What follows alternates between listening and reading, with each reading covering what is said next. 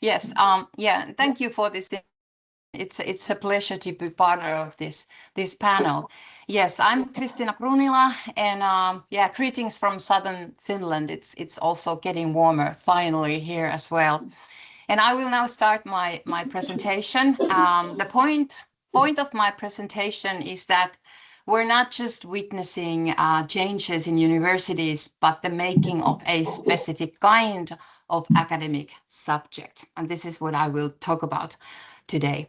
So now I can't, just a moment. Yes, finally technology works. So alongside my more perhaps visible research, I have had what I sometimes call a secret side project throughout my academic career as a professor.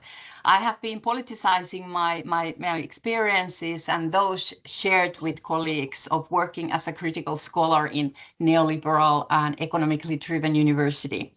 I call it secret because this kind of critical, reflexive work rarely fits the logics of funded research. And in today's university, if something is not funded, it is often treated as if it does not exist. So that is why I call it secret. So this presentation builds on that ongoing project, as well as broader body of work that seeks to make sense of what it means to work, think, and act critically within contemporary higher education. So in my talk, and based on my previous work, I shortly explore what I call the accelerated university, a transformation of higher education that is deeply entangled with broader global crises, economic, political, and epistemic.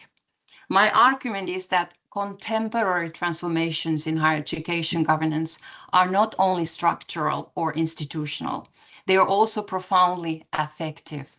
They reshape not only what universities are, but also what it means to be an academic. Across different national contexts, we see multiple crises unfolding simultaneously: underfunding and marketization, authoritarian pressures on academic freedom, intensifying global competition, and also narrowing of what counts as valuable knowledge. Rather than treating these as separate developments, I suggest we understand them through a shared logic: acceleration. And this means that academia is increasingly organized around continuous growth, optimization, competition, and comparison, and the demand to do more with fewer resources. We know all this. The problem is perhaps not that academic work is demanding. I guess it has always been demanding. The problem is a system that does not recognize any limits.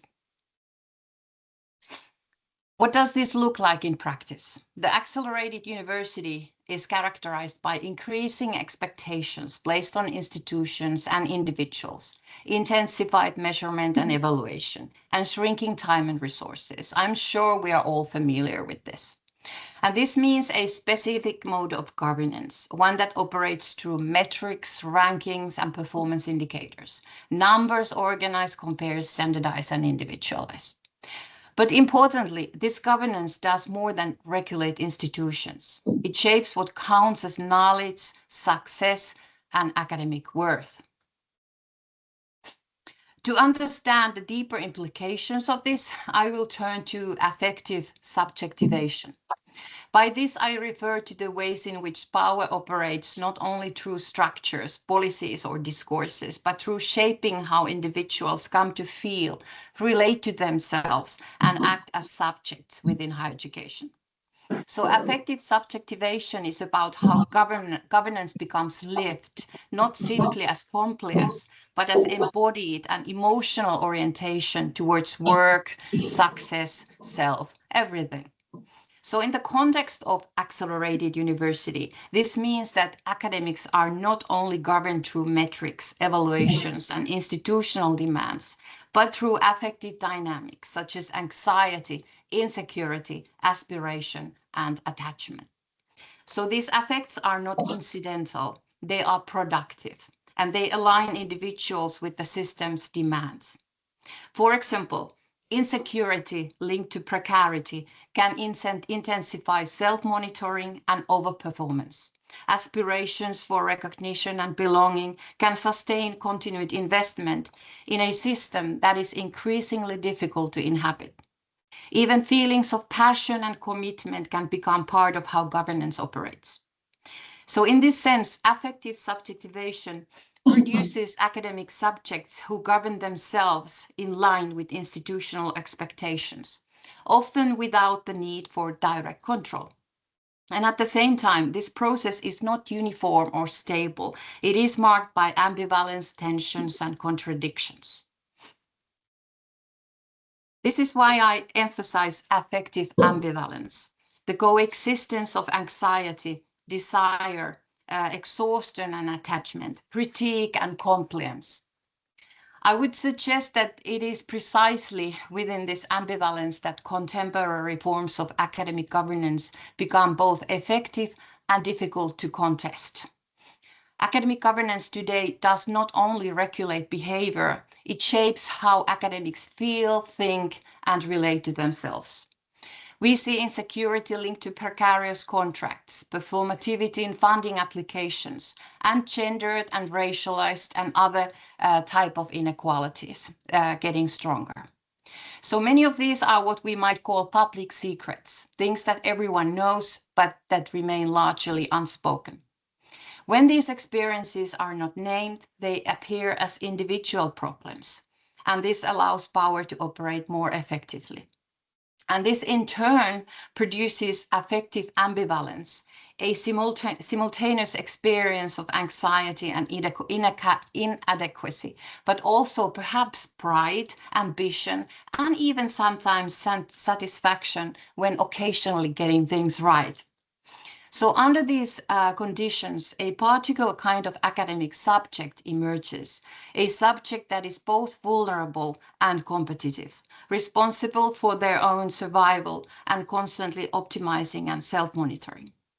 I would link this to what Laurent Berland has called a cruel optimism, a continued attachment to the ideals of the university, even as conditions for those ideals are eroding.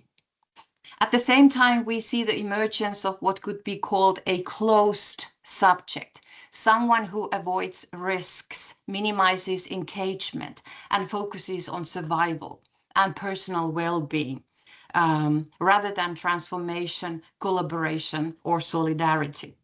What is also striking here is how conveniently this aligns with the expanding therapeutic culture and well-being industry, such as expansion of counseling, well-being services and professionals, apps, and so on. Structural problems are increasingly reframed as individual matters of resilience, coping, and self-care, rather than questioning the conditions that produce exhaustion, anxiety, or disengagement. The focus shifts to managing these effects at the level of the individual. So in this way, the language of well-being does not simply support individuals. It can also function as a technology of governance, stabilizing the system by redirecting critique inward. Importantly, strategies like silence or opportunism can become quite rational responses, but they also reproduce the system, of course. Okay, when preparing this talk, I found myself thinking about a rat. There is a species of rat that waits motionless in water, with only its eyes above the surface. And from there, my thoughts moved to the kind of opportunism that exists in universities, in current universities. The rat I refer to is present but unnoticed, observant but uncommitted. It sees everything but does not reveal itself. The opportunistic academic actor observes the situation, assesses power relations, and waits for the right moment. This can mean recognizing problems and injustices, of course, while at the same time consciously remaining silent. Silence is not ignorance, it is a strategy. The rat does not splash. It conserves its energy. The opportunistic academic actor minimizes risks. One does not take a stance before seeing which way power is leaning.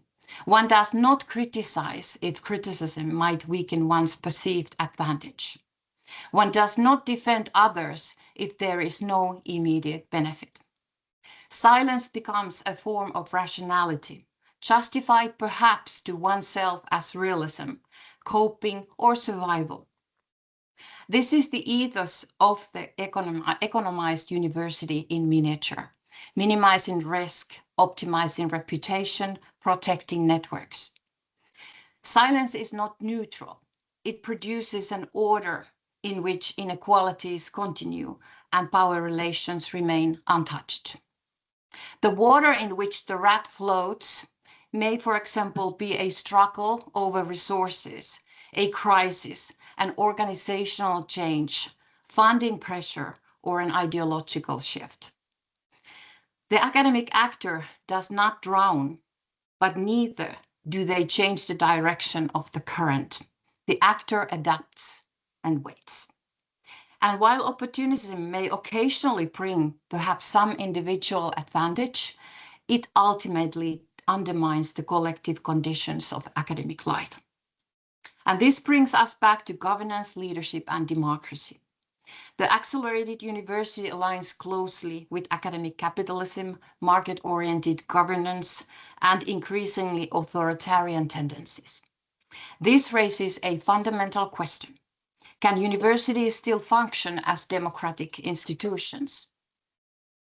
Or are we witnessing a shift towards institutions that prioritize economic optimization over critical inquiry? Despite this, there are still perhaps some openings, or at least I would like to think so, depending on the day. One key form of resistance is making public secrets visible.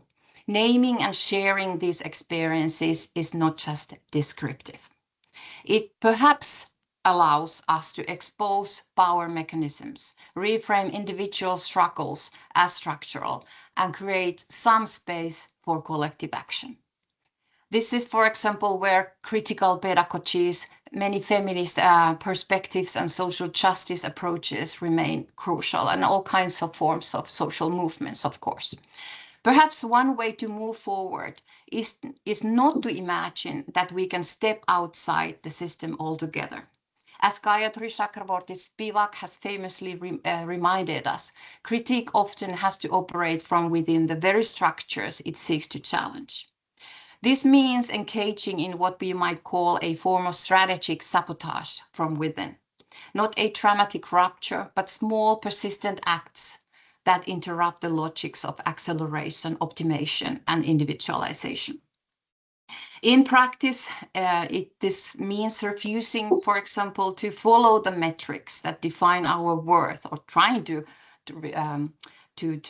refuse to follow. Creating spaces for collective thinking and solidarity, even within competitive environments, and insisting on forms of knowledge and collaboration that are not so easily measurable and profitable. It may also mean speaking when silence would be more advantage, or slowing down when acceleration is expected. These might not be very heroic gestures, but fragile and often very ambivalent practices. Yet I believe it is precisely within this ambivalence that the possibility of doing academia differently and perhaps reclaiming some of its democratic and critical potential still resides. And if we are to think after the university, the question, I thought about this a long time, how I would like to end this. The question may not be how to save it, how to save university, but how to recognize what it has already become and what forms of life and thought it continues to make possible and impossible.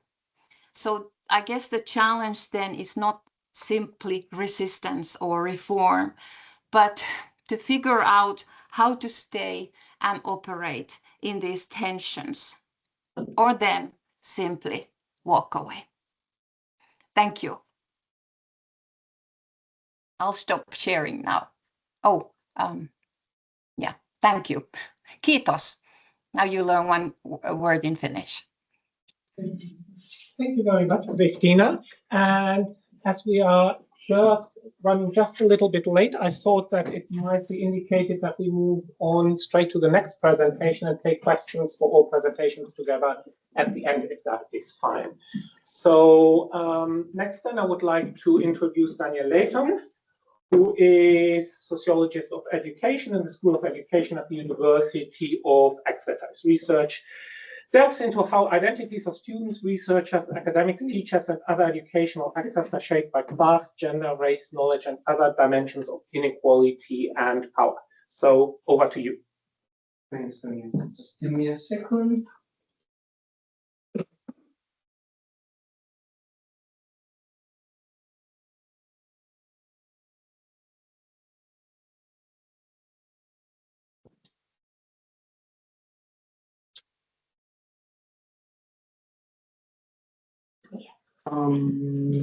Yeah.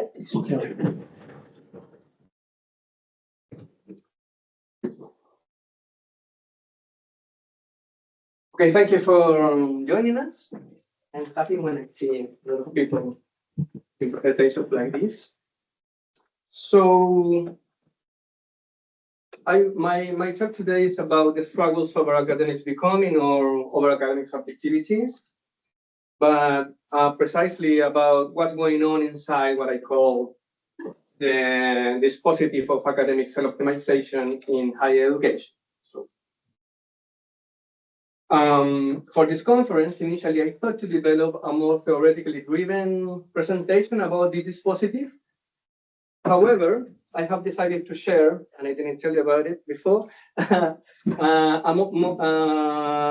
some examples of what I have encountered so far in an initial mapping of the actors of this dispositive shaping the UK higher education sector. It is a mapping that I am doing with zero budget and like a lot of commitment that is going there. I decided to do this because analyzing the discourses, technologies of the self, and networks they belong and promote, I have to come to realize that I knew almost nothing and that we know little about who are they and the concrete discourses, problematizations, and techniques they use to optimize academic subjects, research culture, and knowledge. By the positive of academic self-optimization today in this presentation, I refer to the increasing number of corporate, entrepreneurial, charity, and networked actors strategically operating from the outside folds of the university. They are not outside actors from the universities, but they are operating from the outside folds of the university, offering services to universities, researchers, researcher developers, and academic professional networks. Their aim is maximizing the labor of researchers in terms of productivity, time management, focus, speeding up grant writing or career decisions, and speeding up or strengthening affective vitalities, our affective vitalities as researchers. They support or target us, and yet we just come to know them indirectly sometimes through our professional development departments. There are other non-university actors operating at the level of the organization of this field or at the level of governance, if you like, such as Careers Research and Advisory Center and its flagship program, Vitae, Research England, or the Coalition for Advancing Research Assessments. All of these actors are here, right? I mean, are in the UK, among others. I will say nothing about them today, but just we need to take into consideration that they are the infrastructure linking the project of optimization of knowledge with the project of optimization of academic cells, of ourselves. Both groups interpolate heavily early career researchers, PhDs, and also PhD programs. So by the critical description of one of these actors, I hope to make salient some of their central features. And I will illustrate today three main technologies of the self: acceleration, strength, and reinvention. So let's take a look at some of them to get a more concrete grasp of what I am talking about today. So acceleration. We have the startup Grand Spider. Grand Spider was founded in 2025. These are concrete, real actors. This is a startup, Italian-born startup, created by postdoctoral researchers out of their frustration, they say, with grant writing and applications. They have been offering their services across UK universities and academics these last 2 years. Grand Spider, through the development of an cloud-based platform, aims at accelerating grant writing and application process, increasing success rates, as well as optimizing searching for calls or partner finding processes.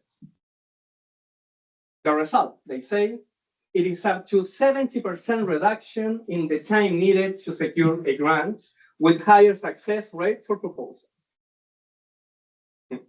While they do our job, writing grants and applications, they do not forget about increasing researchers' capacities.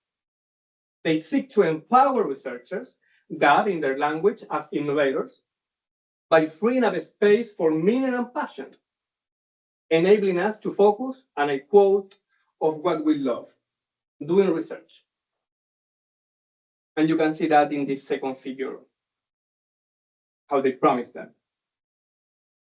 Moreover, Grand Spider integrates and recycles our own intellectual biography into the new research projects they create for you, for us.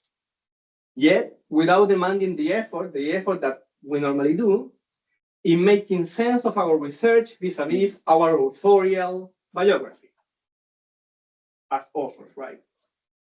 This is a new managerial technology of the self within the data-driven global knowledge economy, born 2 years ago. So the second technology of the self, strength. In my mapping, I encountered a range of self-optimization ventures and consultants circulating across the UK higher education sector. Through coaching, workshops, and professional development programs, they seek to maximize productivity and affect. A prominent example of this is a Strengths Partnership. This is a talent management company working with universities and researchers.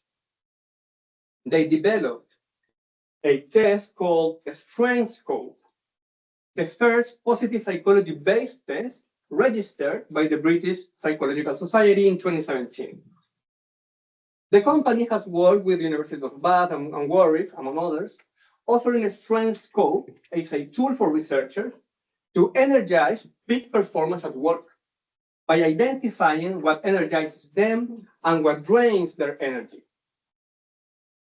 And you can see some of the figures or the aesthetic that they use to promote these services.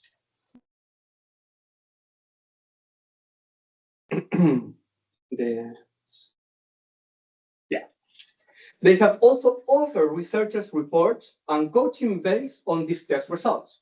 In these reports, they say every specific strength, such as emotional control, leadership, or persuasiveness, are linked to particular productive behaviors. Each affect then is tied to performance. Each of our affects are tied to performance in the report.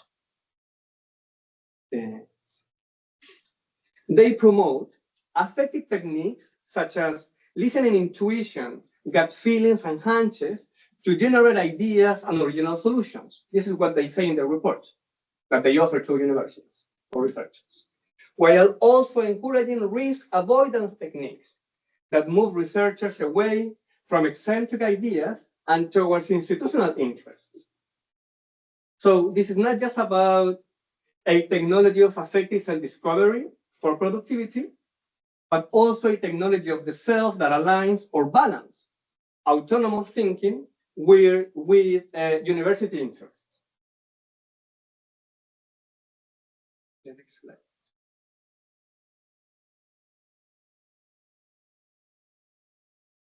Many of these positive psychology style of coaching can be seen in other consultant companies specialized in researchers development, such as researcher coaching.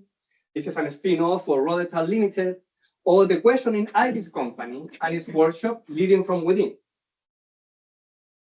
The workshop has been offered across Southwest universities, Bath, Exeter, Bristol, among others. Leading from Within focuses on, and I quote, how we lead and manage ourselves, our inner resourcefulness and emotional states, to enhance our professional effectiveness, resilience, and to identify personal sources of motivation and techniques to maintain focus and productivity. Then the next slide. So, and this is the third, the second technology. No, the third technology, reinvention of the self. So self-optimization works through inspiring examples. Across events and reflective coaching posts for researchers, different actors, different consultant actors within the dispositif are mobilized as inspiring models of self-management through resilience, leadership, and reinvention.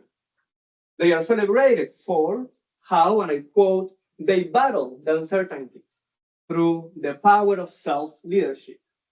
So you change and succeed by the power of and over yourself. That's the mantra.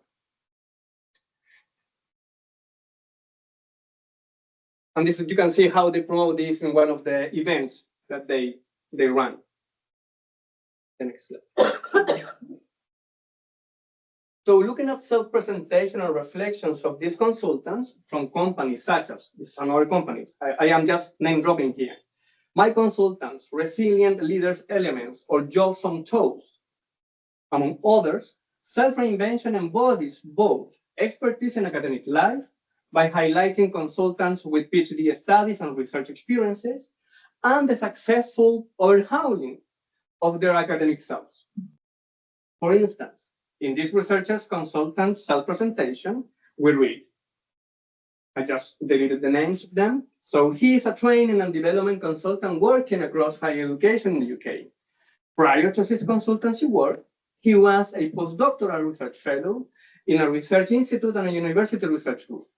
He changed his experience as a researcher into higher education, helping researchers from all fields improve their projects, foster their creativity, and make their research meaningful, and seeks to inspire those he works with, both inside and outside academia.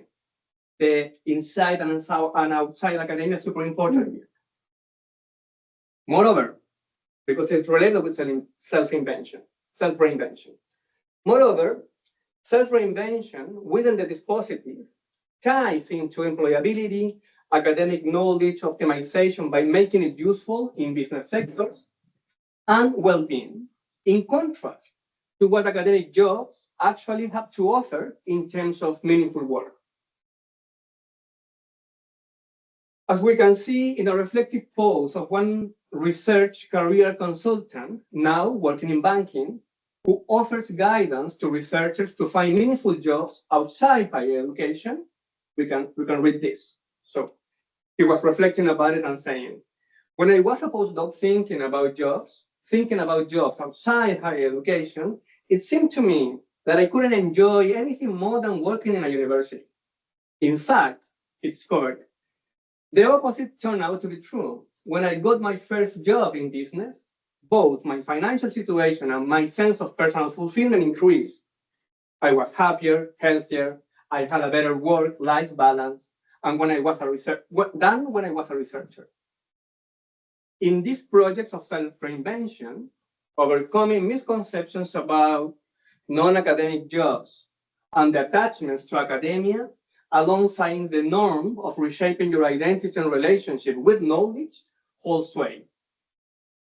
Are your preconceptions about soulless corporations an overly rosy view on academic life holding you back? This is one of the questions that this consultant used kind of to hook us or to offer their services. We have misconceptions about the soulless corporations. And finally, so I just kind of ran over some cases that I've been identifying to exemplify these three technologies. There are more, but I would like to finish with three small kind of methodological reflections.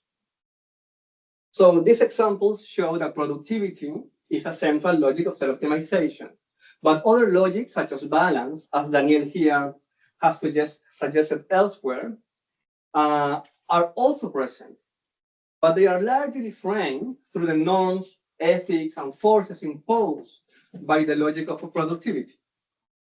Attaining balance, as we have seen, is rather defined as an alignment with institutional interest or as the recalibration of our attachments to research and the university when we embark in ourselves in projects of self-reinvention. Second, this dispositive is sustained by positive psychology, management, data science, and economics, but also by a strong affective ethics, where precarity is misrecognized as a structural or workers' rights problem. Precarity in UK academia is translated in this dispositive into individual problems of vitality, uncertainty, confusion, and lack of meaning, which is, in my view, a particular self-optimization's reading of what we can understand as alienation. Finally, self-reinvention, which is a key technology of the self here, differs from earlier neoliberal projects of, and I quote, self-reinvention of professionals as units of resource constantly audited for enhancement, as Chris Shore and Susan Wright rightly saw it at the end of the 90s.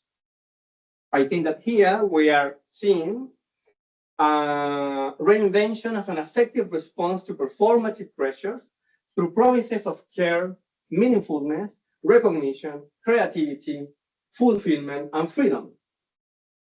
In this sense, it resembles more Boltanski and Chapello's projective city, where value lies in commitment to yourself through projects. In this sense, I think the dispositive of academic self-optimization nowadays, it is shaping a new normative fulcrum, an order of worth in contemporary academy. And we should look at those factors and what they are doing here. That's all. Thank you.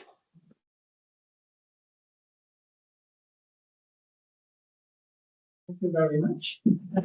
Now I would like to introduce Dr. Mo-Wei Tu, who is a senior lecturer in sociology at Swansea University.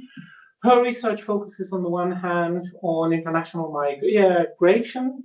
First, she looks at international student cohorts both from China and to China and investigates post-study career and migration trajectories. And second, she explores the familial side of highly skilled migration by conducting qualitative longitudinal research on transnational families between China and the UK. So over to Mo-Wei.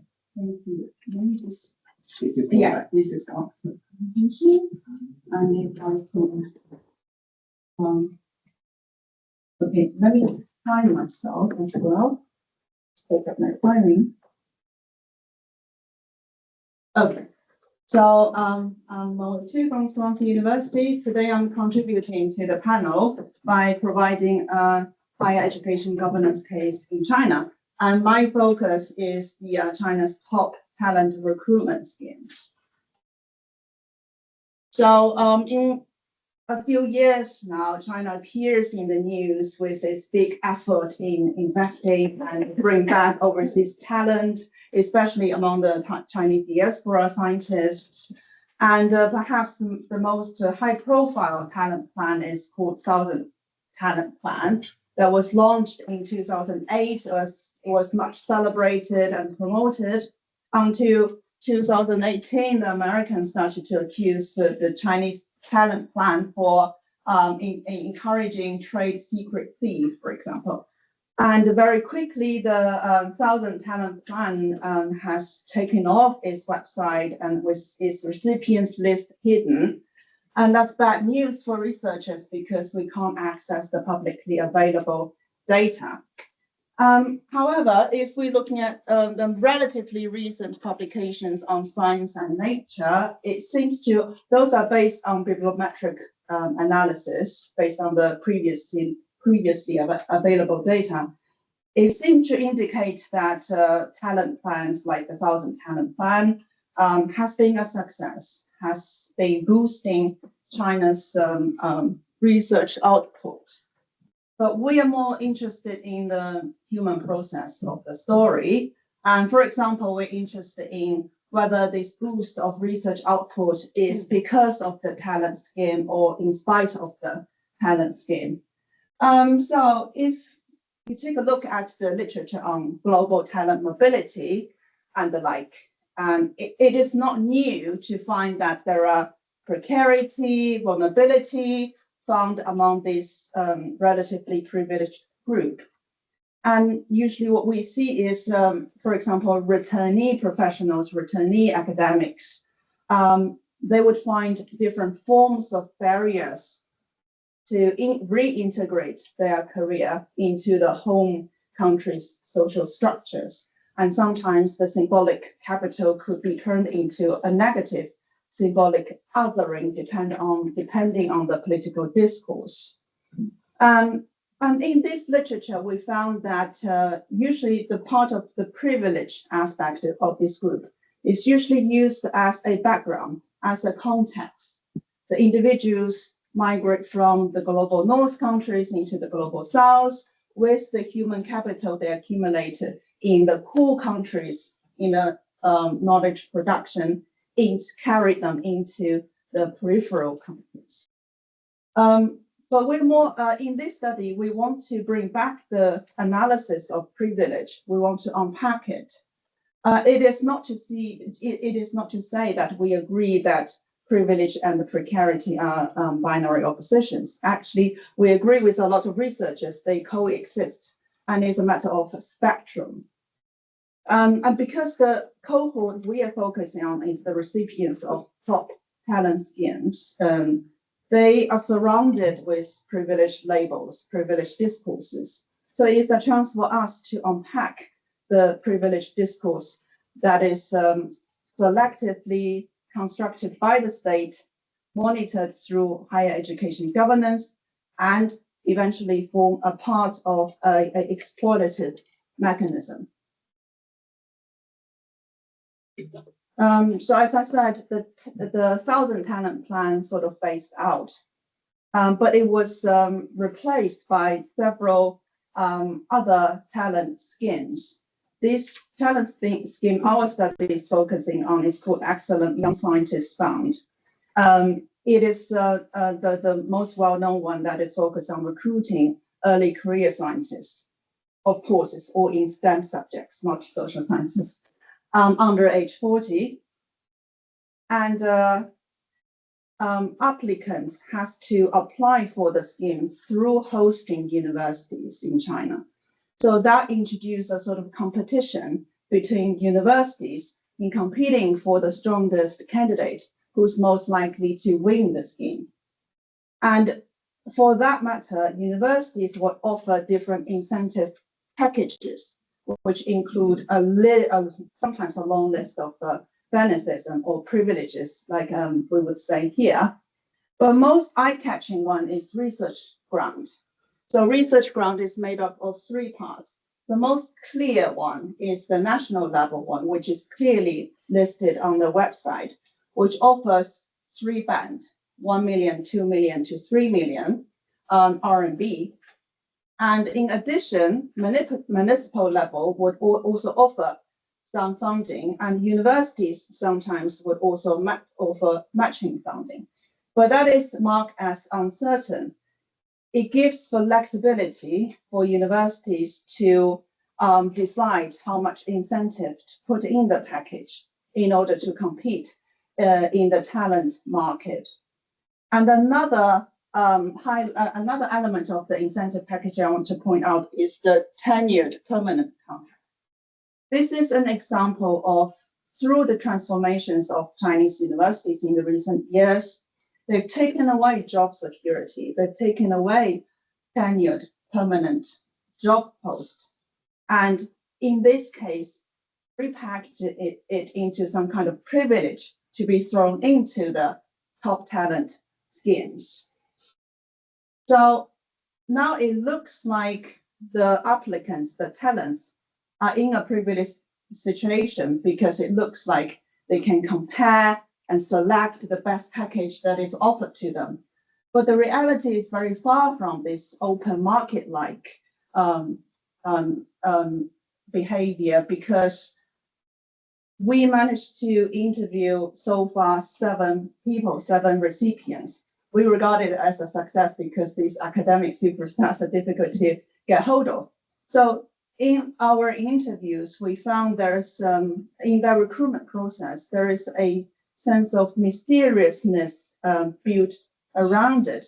They were told, for example, those talent schemes are politically sensitive. We're going to discuss with you by case basis. You're not allowed to share your information with others. So there is a sense of exclusiveness built around these top talent schemes, but that actually leads to the lack of transparency, the lack of information sharing, and leads to isolated individuals. And what we found in our, well, like I said, the 7 cases very small, but in spite of the very small number of cases, we found a big variations in privilege distribution among individuals. For example, on the left-hand side, ranging from a temporary contract, only 1 million national level grant, no add-ons, no matching grant. And in comparison to the right-hand side, these individuals granted permanent for professor in his 30s and was offered 2 million national level, 2 million university matching funding, and 1 million housing allowance offered by the city government. And a caveat is that there is obviously difference in the power game in terms of a more prestigious university recruiting and a relatively less prestigious university recruiting.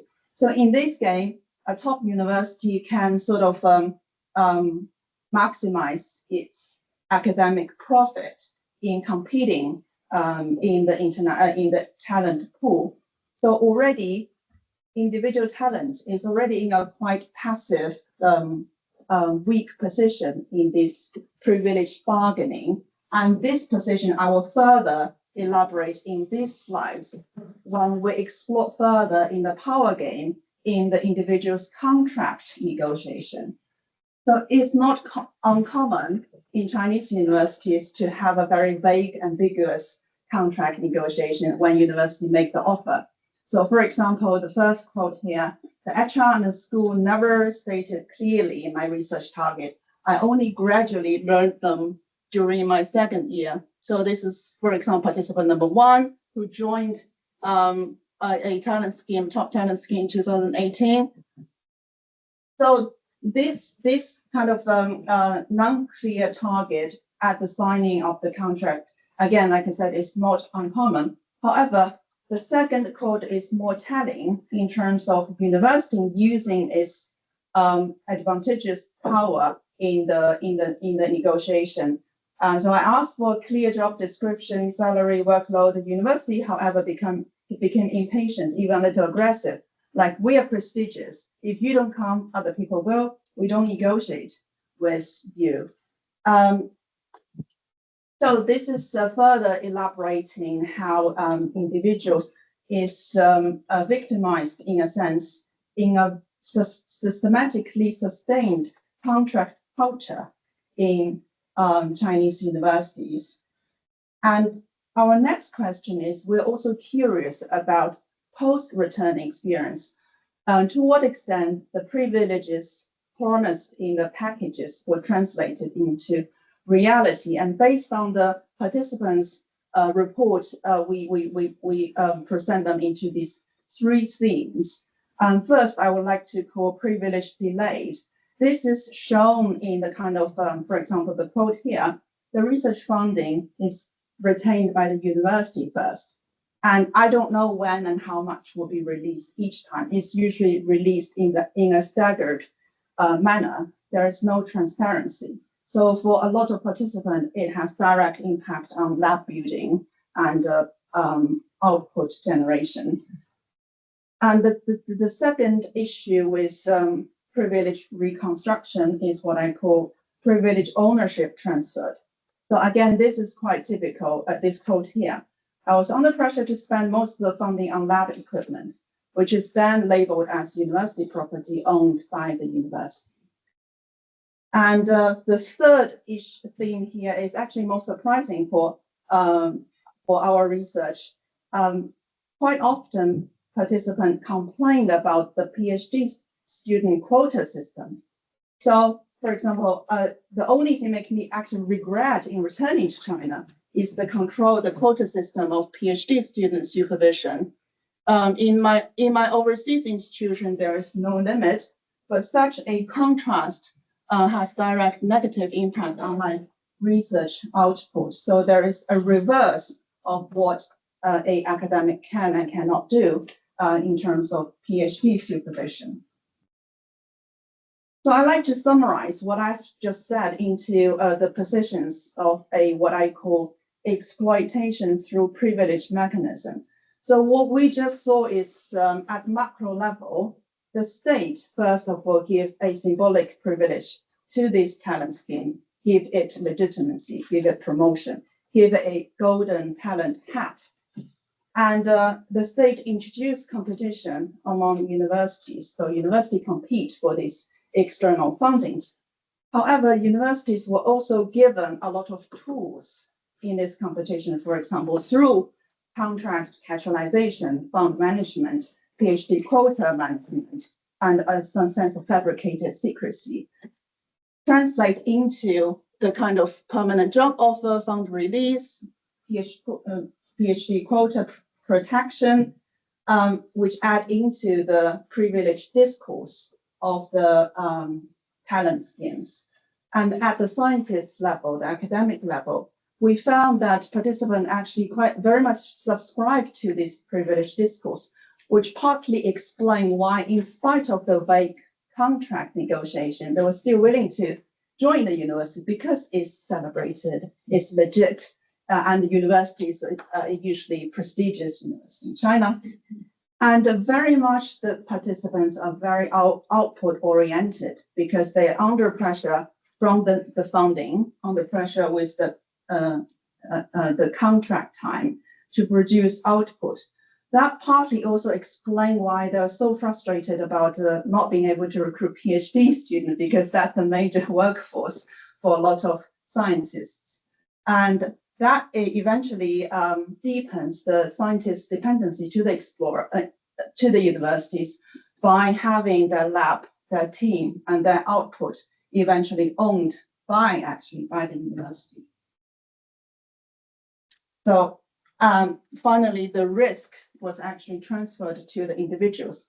Although the money, millions of research fund, namely was awarded to the individuals, was actually what the result of the money was owned by the institutions.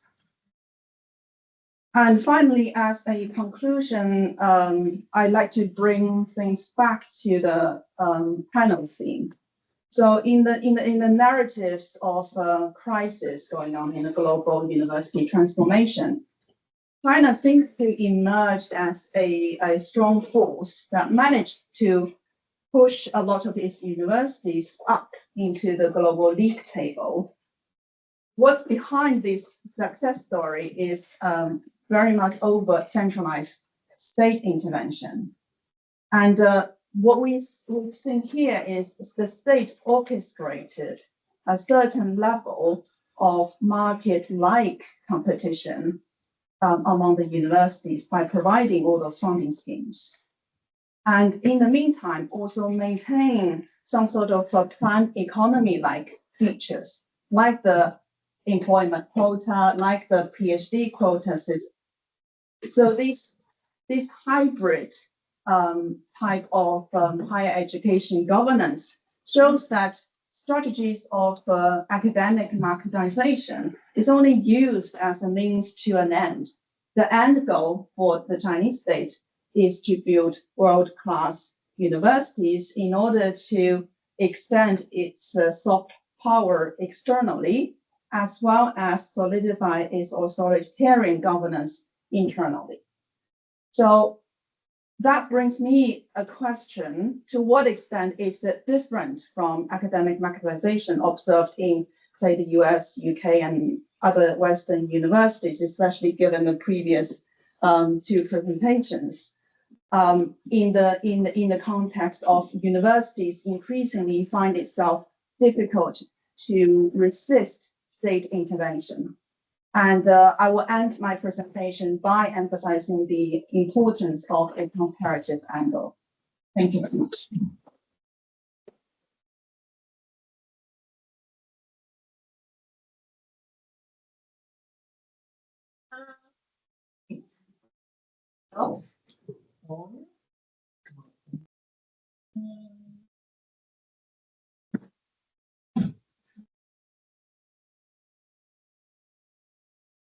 Yes.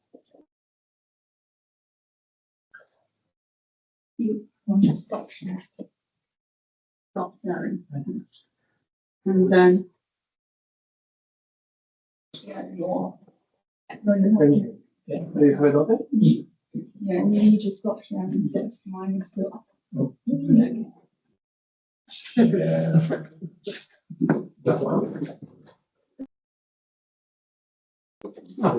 So, title of my presentation is, facing to the panel title, After the University, the Rise of the Edu-Factory in an Age of Turmoil.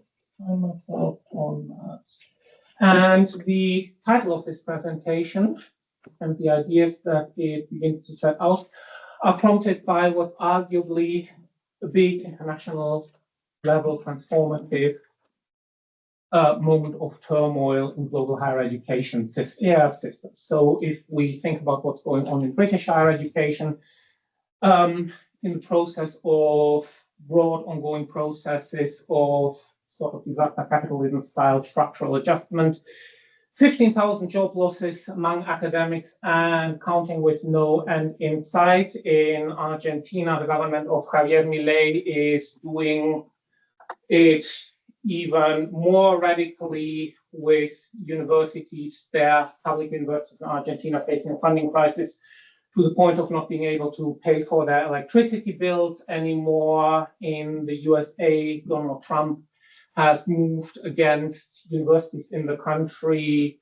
from the top of the Ivy League universities down, revoking licenses to recruit international students, threatening research funding, and so on and so forth. Meanwhile, while there are headlines that universities, for example, in China and in Hong Kong, are now competing for the best talents that don't have spaces available anymore at the so-called world-leading universities in the US and in the UK. There are also headlines, whether rightly or not, that Chinese and Hong Kong students in the UK live in fear of the long arm of the Chinese government, with censorship allegedly putting academic freedom in question. So something is clearly going on in higher education at the international level if we look at just these headlines, and I could give you lots more examples here.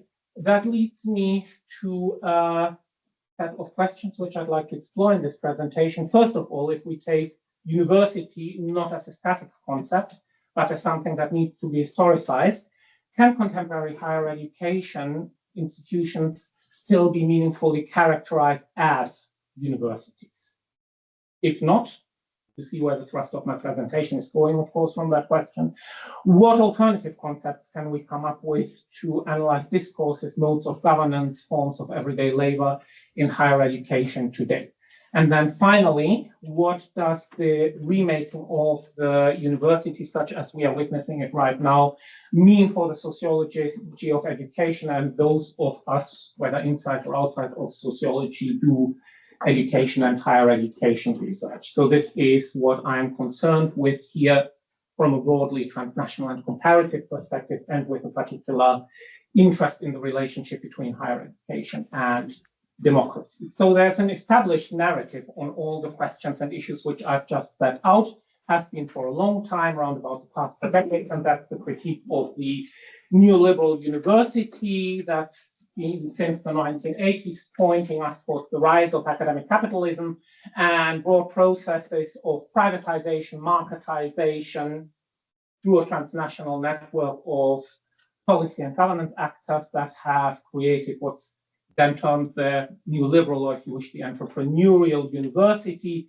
which, however, as the established narrative goes, nonetheless retains fundamental, historically established functions, of course, in various ways at the international level, in terms of the pursuit of knowledge as central function of the university and the cultivation of citizenship. However, citizenship may be understood in different higher education systems.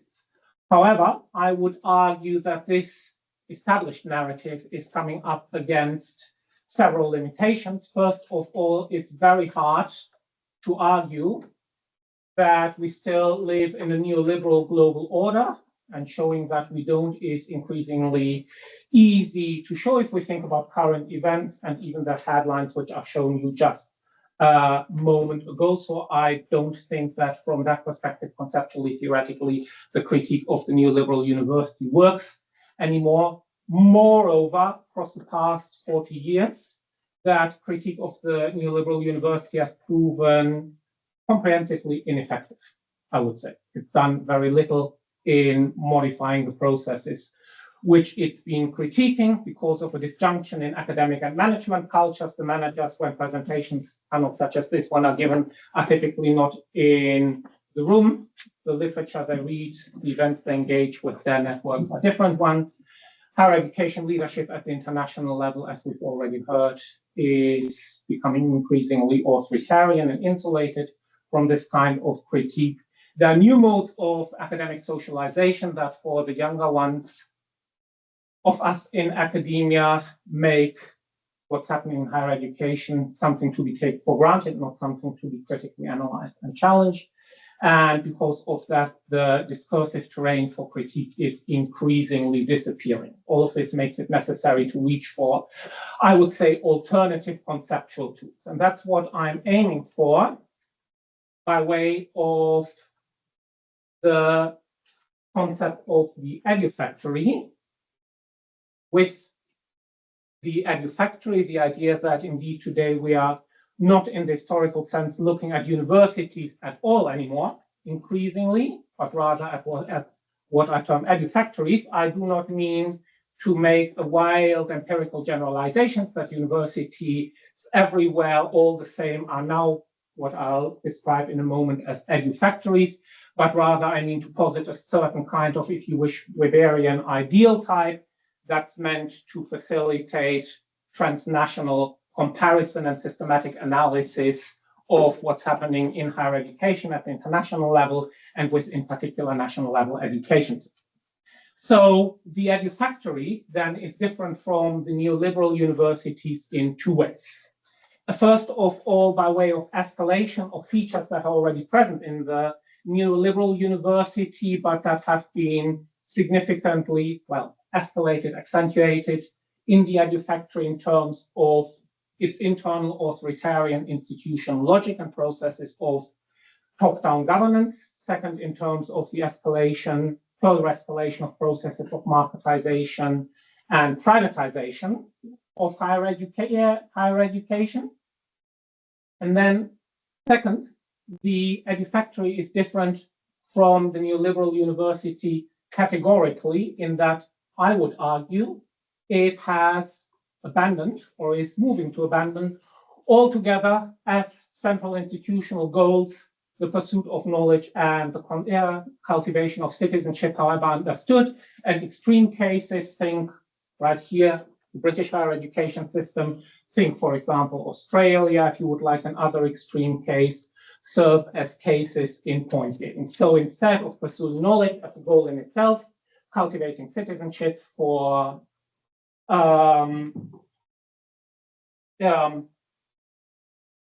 the EduFactory instead is increasingly concerned with the pursuit of output, workforce training, knowledge production for public policy and socioeconomic development as top-down defined by states, internal revenue generation to stay afloat and not sink, as increasingly urgent, for example, here in the UK, and all this pursued with scalability in mind through the standardization of national academic systems for international competition in rankings, league tables, other systems of publication metrics, grant metrics, and so on and so forth, and through the standardization of institutional systems globally, particularly in the global Northwest, in line with discourses, policies, practices emanating from the global Northwest. This is, if you wish, the neo-colonial dimension of the EduFactory.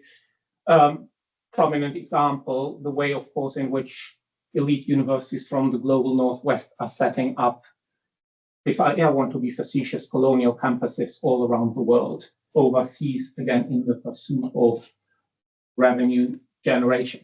I've systematized this a little bit in this model with the institutional objectives of the EduFactory, so output at the bottom, the way in which this reconfiguration of higher education towards the pursuit of output is achieved internally within higher education institutions in the middle through certain mechanisms of power, so a trend away from academic self-governance and collegialism to top-down mechanisms of leadership in terms of reconfigurations of organizational culture. So the office culture, in terms of ethical closure, the prioritization of bureaucratic processes, bureaucratic hierarchies, displacing what's often been termed the ivory tower of autonomous scholarship, with professional socialization, again, particularly among younger generations, scholar students, and so forth, emphasizing the performance of bureaucratic rituals over scholarly autonomy and innovation, and with everyday practices of academic labor, turning us from scholars into some kind of technocratic higher education practitioners. And again, this is not an empirical generalization. I'm not saying that this is now like that everywhere. Take this as an ideal type for the purpose of transnational comparison. This transformation can be explained by a number of factors. First of all, and that's a point that's missed very often in the critique of the neoliberal university in terms of what's sometimes been termed in the academic literature as the conservative package. So in the West, for example, in reaction to the 1968 student movements, concerted backlash against the progressive political potential, the transformative social potential in higher education, starting in 1968 itself, for example, with the massacre of Tlatelolco in Mexico, in which protesting students were just arrested and in many cases murdered outright, but long-lasting in terms of its political significance, in terms of right-wing higher education governance. If we think, again, topical examples, current protests against higher education governance, all the way from Argentina to the UK, nowadays to little effect.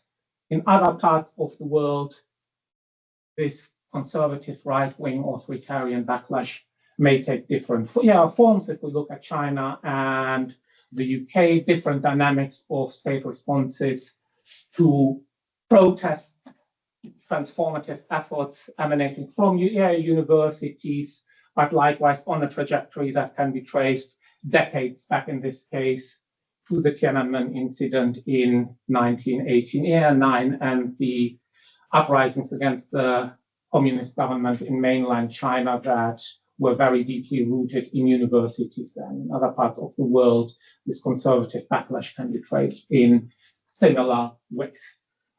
If you want to make it a little bit more personal, if these broad stroke examples don't serve, here an email I received already quite a bit outdated last year from a friend of mine, head of department at a university in Florida. The fun bit highlighted there in red for you. The president of his university asks him as head of department to round up everything everybody in his department had written in the past 6 years and hand it over to the office of the president for an audit for unspecified purposes by Elon Musk's Department of Government Efficiency. So they've got authoritarian backlash in higher education life in that email.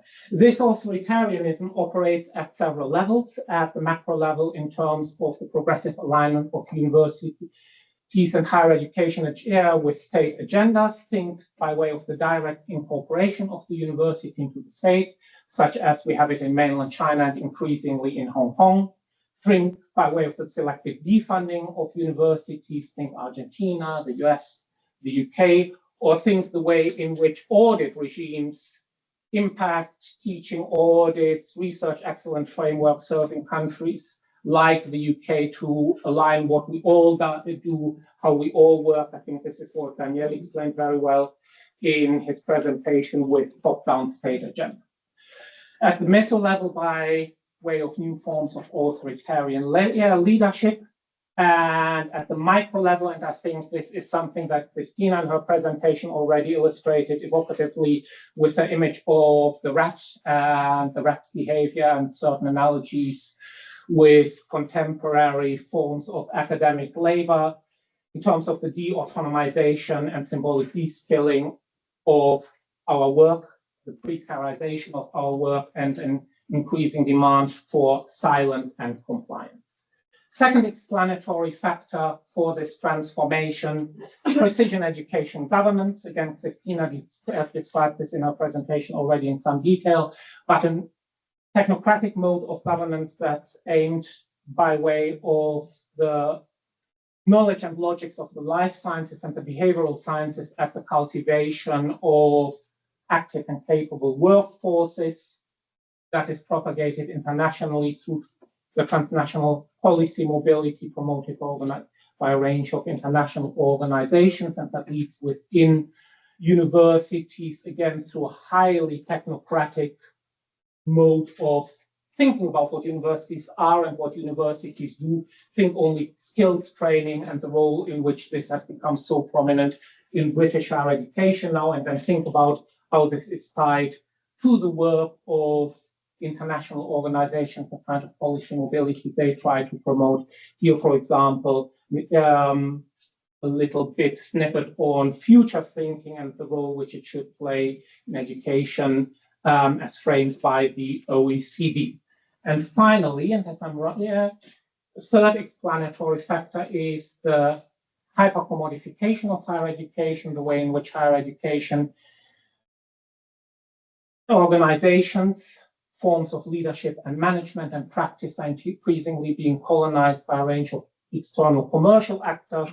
In logics here, the logos here taken from the world of EdTech, everything from Hikvision, surveillance company to Canvas, online teaching platforms speak for themselves in illustrating the hypercommodification of higher education. And why does this all matter? And here I would like to draw to a close.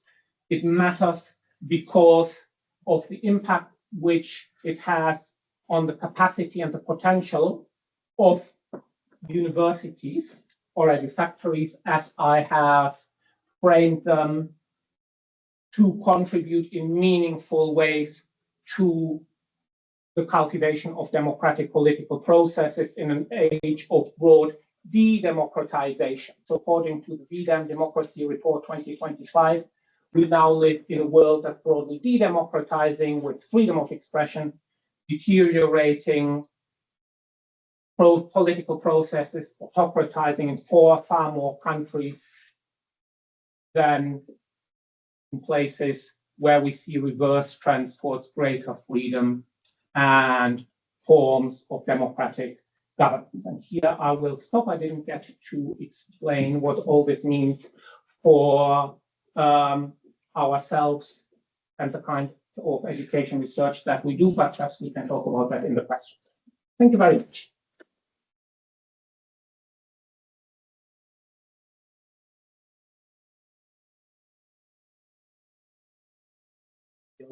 For this. Yes. Thanks.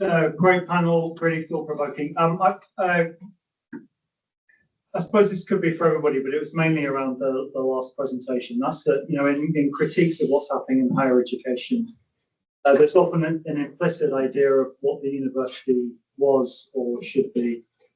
And I think you started with that explicitly saying, our contemporary higher education, can we call them university? Universities are contemporary higher education institutions. So my question for you is, what's the reference point here?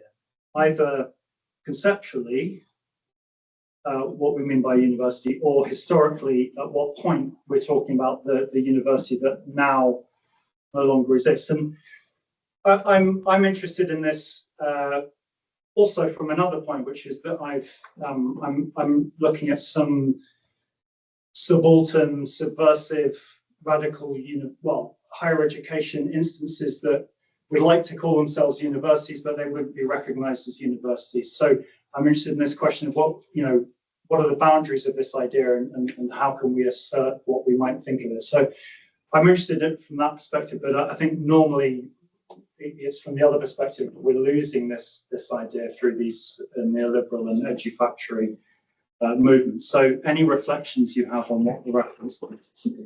Yes, thanks. I'll start then with an answer to that. That's a very good question or set of questions. That's due a long-winded answer, but I'll try to be brief. You've highlighted, I think, a number of conceptual pitfalls. The first is, I think, rather Eurocentric approach to the university. So taking first traditions of academic self-governance as they emerged, say, historically in the European Middle Ages at the University of Bologna and the University of Paris model, and making this somehow global, which one shouldn't be. The universities became in the first instance globalized by way of processes of Western colonialism and imperialism and reactions there too. If one looks, for example, at the establishment of early universities in countries like China or Korea. Nonetheless, empirically, universities have historically had this kind of progressive or socially transformative potential. Again, if we look at mainland China, what happened in 1989, if we look at Hong Kong, what happened in 2021, if we look back further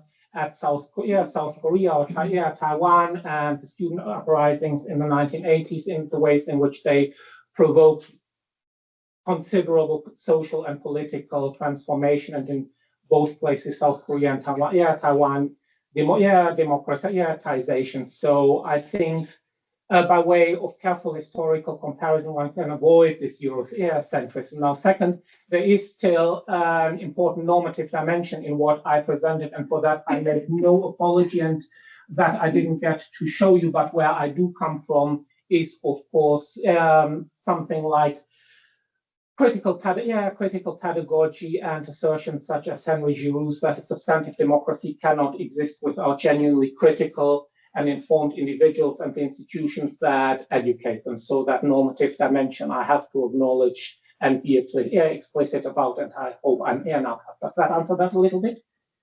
Well, since the start, certainly, but I'm sure others can reflect on it. Yeah, I guess my very short addition to that is, like, in combination of your presentation and your question, it's really a time to call for us to re-examine the definition of university. And my take is always, we need to now re-examine what we've been taken for granted, like the term university. Some are like what you argue, like they're like really factories. Some may still retain some features of what we understood to be university, that is provoking knowledge, that is educating citizens. So really it's perhaps a time to re-examine what we mean by university now. So I would like to add something that is related with what Christina and I presented, maybe, that there is like a So all these trends of self-optimization, for example, with all these companies are developed, I would say, at the back of academics.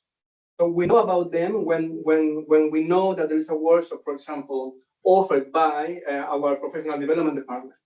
But in that offer, in that workshop for, let's say, early career researchers, there is no information about how they get these ideas, how they get this approach to professional academic development, for example, or researcher development. And when you look at the epistemic authority or validity of those companies, of those interventions, you wonder what happened with the university with the capacity to apply critical lenses to judge what is the quality, what is the validity, and what is the function of the knowledge that we are creating. And in this case, this is paradoxical because we academics supposedly to have the role to judge not just the validity, the empirical, methodological, ontological, epistemological validity of that knowledge, but also its political function. And we are not participating in that. So kind of I think that the university has shifted or has weakened its kind of epistemological filters. Under the pressure, I would say, to make us shift our critical thinking to other spaces. And I would say pure and simple to business. And we're facing that in different ways. And I know that it's more complicated than that, but there is a clear shift towards those universities' interests or partnerships interests that we have. And we need to think clearly about, or more committed about, how we can push back to some of those tendencies in order to at least, I don't know if you bring back, but in order to at least to put on the table our function in order to, or our role in creating the epistemological and democratic boundaries that defines universities. Thank you. I'd like to address a slightly different question and topic to the panel, and thank you very much for an interesting discussion. Maria Slowey, slightly hoarse, Dublin City University, and also I'm senior editor of Studies in Higher Education. And I have to say that sometimes we feel we're part of all of this in academic publishing because we're part of the output-driven model. So I'd really be interested in some reflections you have about the Tony Beecher's Academic Tribes and Territories, and where we see disciplinary differences and power relationships coming through with these new models. So, for example, I mean, I think the term you used, of course, these fellowships were all in STEM subjects. So, I mean, the power of disciplines, are they aligned in some ways? Do we feel with some of this focus on formativity? I mean, certainly in the area of publishing, obviously, focus on journals rather than books, for example, is a classical art sciences approach. Thank you. Perhaps you would like to start? Yeah, since I got big bill.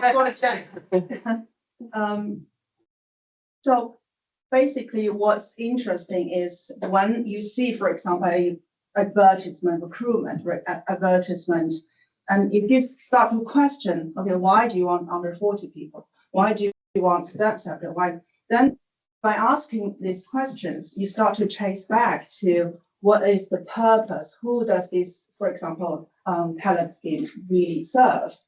So by focusing on STEM subjects, it serves China, for example, China's purpose of developing, say, green energy, AI technology, those STEM frontiers that Chinese government wants to focus on. In a way, they're not developing humanities and social sciences, not their state priority.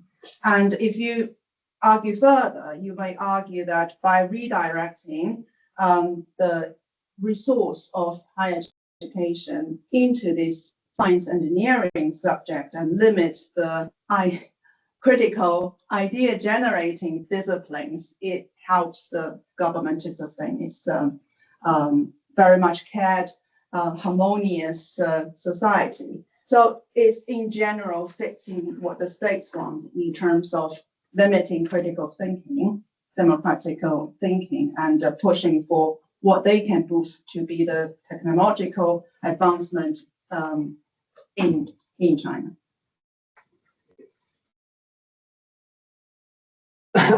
I think that in terms of tribes, I think that there are certainly knowledges or epistemic approaches or discourses that are privileged in these terms. And I think that we mentioned some here, and with all respect with the guys, with colleagues that are belonging to these disciplines. But it is certainly a certain type of behavioral positive psychology, management economics, and nowadays AI or data science. And I think that we know this. So we receive, so for example, in my university, when I receive invitations to participate in what we call inter or transdisciplinary research, at the first, obviously I feel kind of called to participate in those transdisciplinary research projects. But when I realize what they are about STEM. They're about how to make links between business partnerships and us. And that's the transdisciplinary, like in practice. And that's the ways in which, for example, universities are producing transdisciplinarity, kind of flatten out or kind of weaken again, like all the critical thinking or all the critical power that interdisciplinary movements had before. In the ways in which, at the beginning, when we thought about trans or interdisciplinary, we were thinking about overcoming the boundaries of our own epistemics, right? And to make a more robust critical science in general, total science. And that was the project of critical thinking from the beginning in the Frankfurt School, for example. Make a total social science or a total science. But now, what is taken out from those trans and interdisciplinary projects, it is specifically the critical thinking that is trying to problematize academic capitalism. And I think that is excluded from our projects. In terms of tribe, that's the tribe that is excluded. Let's take a couple more questions before we begin. Thank you, all the panelists, for this really timely discussion. My name is Jai Li. I'm a fourth-year DPhil candidate at this department. And I guess my question is, what do you think makes higher education different from all the other sectors in society that would maintain that kind of value-driven mission? Because what we have listened or discussed here, I feel like it's a phenomenon that exists in different ways in different sectors. For example, when we are looking at book sale or movies, and the topics of those, or just in general, I feel like we're living in a very stressed and anxious time. And when we thought higher education was better, other sectors were also doing better. We see fewer opportunistics around different areas. So I think my question is, as scholars in higher education, what do we think would make higher education different, or make it like remain as a kind of like Ivy Tower, although it's a very debatable term? Like, what can we do to make it not reflecting the society that much? I guess I don't know whether I'm not making myself clear. Maybe I'll try to answer that. Yeah, that first, I don't think that higher education is different in that regard from any other social sphere. What's happening in higher education can be traced in terms of very concrete historical empirical processes. So, for example, the British case serves because it's, I think, an extreme case of how far the transformation of higher education can reach. Starts in the 1980s with the Thatcher government, for example, removing certain kind of permanent from academic employment, and then progresses through various stages of policy reform, restructuring of higher education to the kind of very precarious, hyper-privatized, hyper-commercialized, increasingly authoritarian universities that we find here in the country, and in very similar ways other sectors of society have been subject to those processes. So those links can also be established if we look, for example, at management cultures and the debate about so-called new public management and managerialism that began in UK higher education in the early 2000s. I think it was, but that was brought to it entirely from the outside. So resistance against this is, I think, as difficult as it is in other sectors of society. As to what we can do, very difficult. What I tell my colleagues at Swansea, purely personally, join your union and be active in it as you can. Thank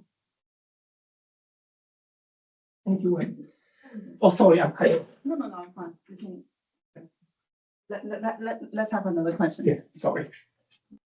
Sorry, and the question is about the impressed by the first two presentations, and also finally you emphasize the behavioral science, which shows the trends that the critics of focusing too much on individual responsibility. So I just wonder, how do you feel about the university can shape the research culture, as you emphasize, to be more maybe pluralistic and a particularity towards the individual researchers, their ability and their affection, and how to justify with the individual affection with the relational and the process ontology, leading to a structuralized problem and to shape the research culture more inclusive.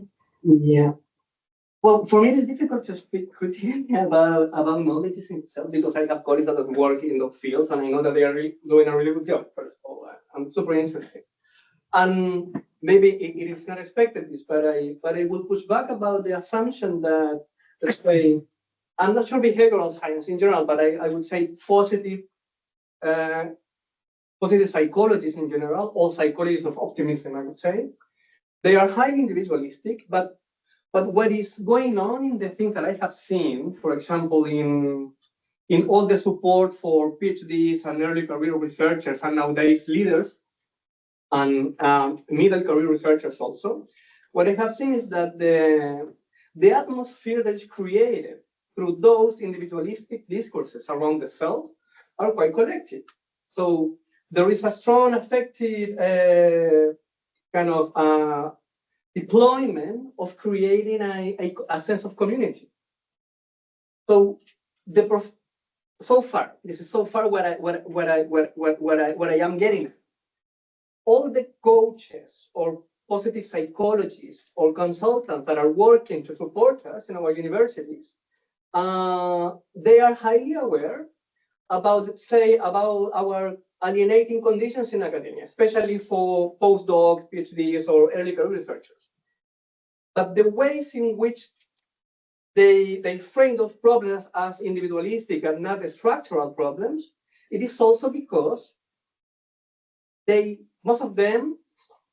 some of them, they think that if they frame their services in the market as pushing back against the structural problems of precarity that we have in higher education, they will not get funded, they will not get the job. They will not be hired. They will not be hired by universities to run those workshops, programs, interventions, support. And I would say that there is a window. It might be naive, but there is a window of opportunity to insert within those individualistic dispositives a more critical practices, especially because there are also, in all these actors, all these companies, there is an acute sense of alienation in workplaces. It is just that the ways in which it is promoted respond to market logics. And market logics are not allowing us to tackle structural problems in higher education. That's good sense. Thank you. And at this point, I would like to apologize to those who did not get to ask their